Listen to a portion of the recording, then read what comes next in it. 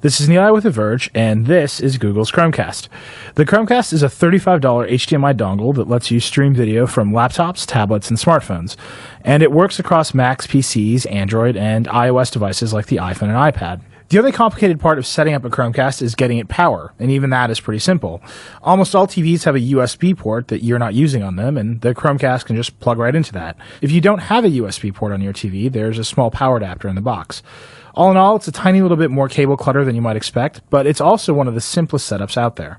The only thing left to do once you've plugged in the Chromecast is either open the Android app or the setup page in Chrome on your PC, give the dongle a name, and configure the Wi-Fi connection, which takes just a couple minutes. You'll also be prompted to install the Google Cast extension in Chrome on your Mac or PC the first time through, but I get the feeling that'll all be built into Chrome very, very soon. Once you got everything set up, which took me just 5 or 10 minutes, using the Chromecast is ridiculously simple.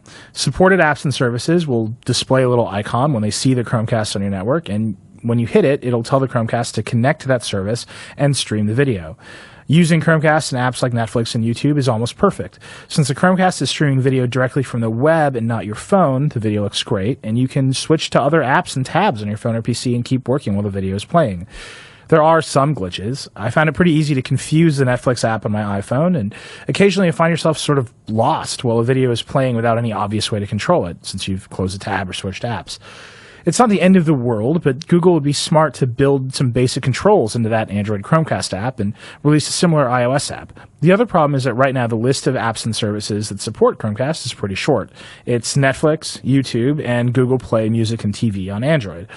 That's it. Compared to something like Apple TV and AirPlay, that's a pretty sparse list.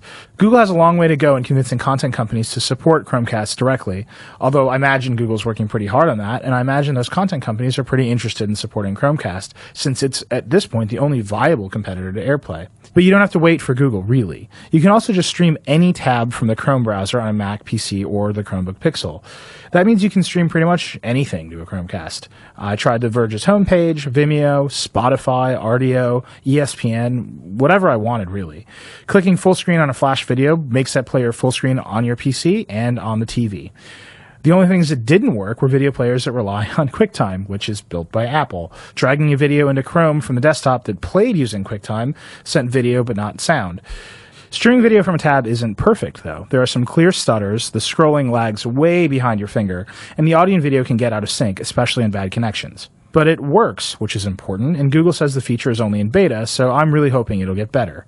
And that's pretty much it. The Chromecast does what it says it's going to do, and it does it really well. It's the first device that's made it easy and desirable to put a web browser on your TV. And while there are definitely some glitches in places where Google needs to fill in the gaps, it's pretty good for $35. In fact, it's probably one of the best impulse purchases you'll make this year.